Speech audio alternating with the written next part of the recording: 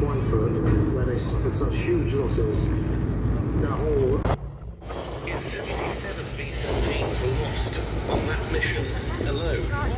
But as we say later on, with the more suitable escort, fighters and stimulating to engines to contribute.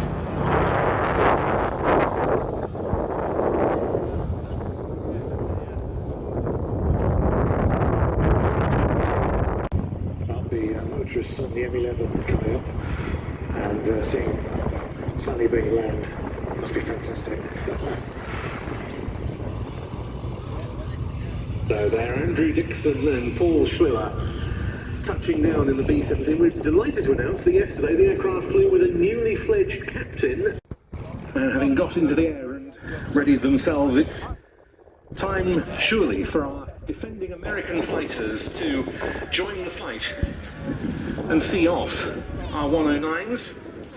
The Republic P-47D Thunderbolt, that great beast, 2 Mustangs.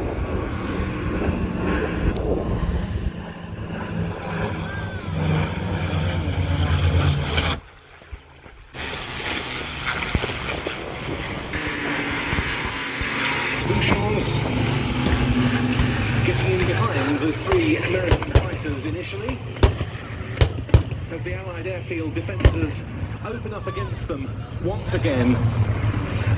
1944 and 45.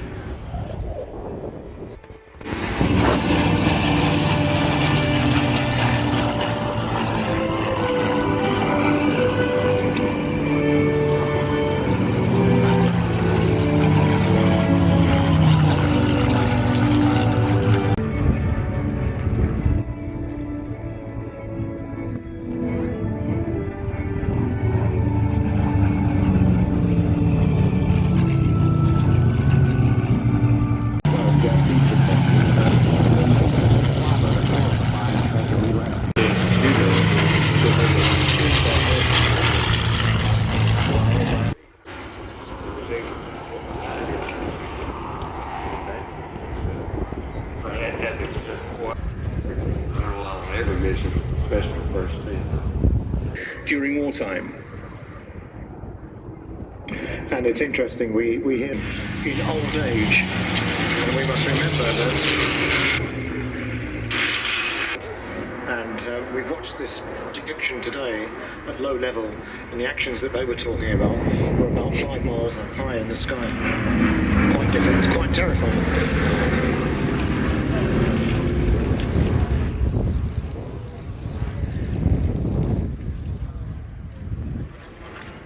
Luftwaffe fighters having well and truly been seen off by the 3 American types. Our attention now, light bombers and strike aircraft of the period that were multi-engined. But nonetheless, by all accounts, an exceptionally sweet handling fighter, another very stable, safe gun platform, and so outstanding in the air-to-ground as well as the air-to-air role.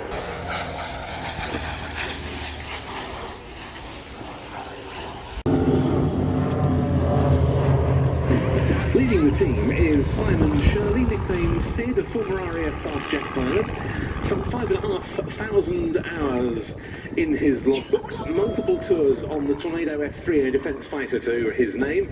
He's also been a qualified flying instructor on the Hawk, the Grob Tutor, and the Grob Prefect, and today he's a reservist qualified flying instructor on the Universities of Wales Air Squadron at St Athan. This is in formation, now in box formation.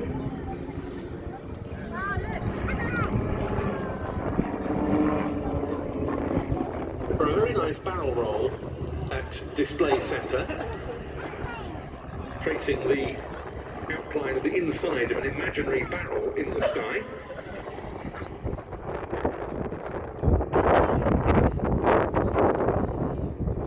Raven 2 being Steve Lloyd. He founded the team in 2013, along with his colleague Raven 3, Barry Willett. Before that, he displayed a book, including time in an ex-military jet, the Jet Provost, in entirely civilian hands. He's never been a military pilot.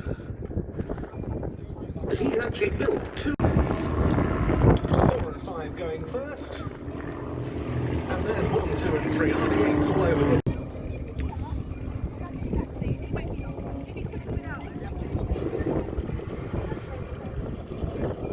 And that's a hesitation fall away.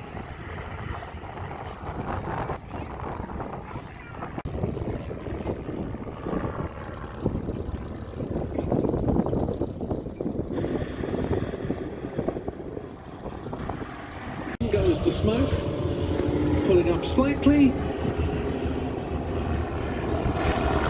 and a leader calling go, rolling under.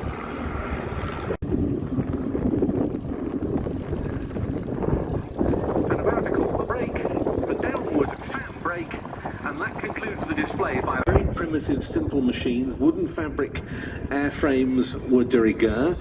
They had been developed without a huge amount of knowledge of aerodynamics, and the engines were mostly unreliable. Now that's not the case on these aircraft, because these replicas all use modern engines of one type or another. Yes, I was going to say that what you've just described. On entering the front line was just 20.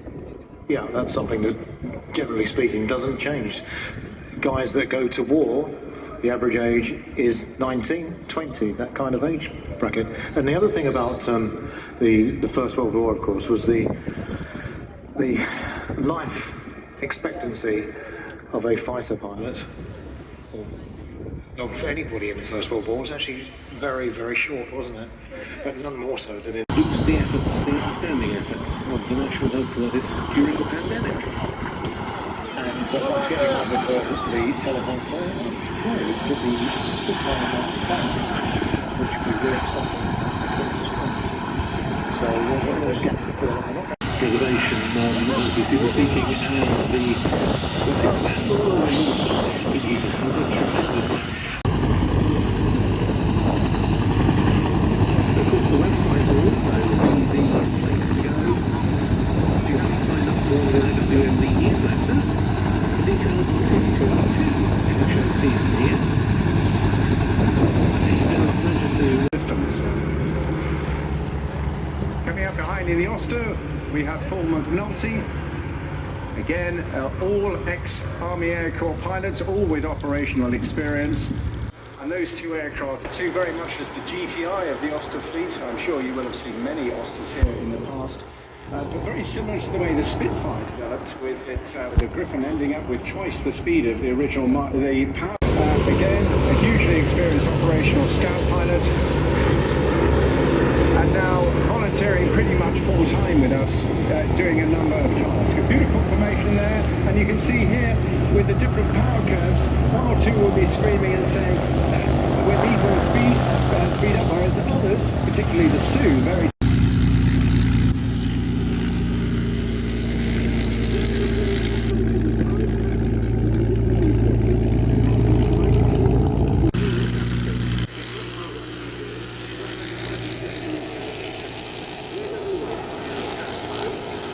has made a number of appearances on the 2021 display circuit, having missed what would have been its 45th anniversary season last year.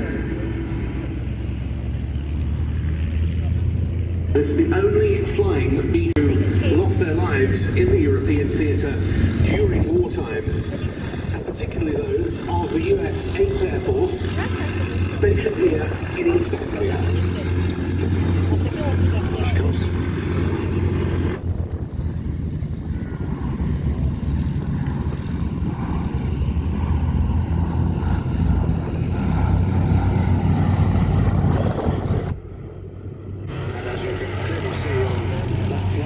Missions that were required for the series to be. Incidentally, the first mission by the American Air Force during the Second World War was on a raid to continental Europe. It was actually led by Paul Tibbets, who would become famous in the summer of 1942, because at that point Spitfires were all they were to escort them, and they were relatively short-ranged, and it took the P-47s and the P-51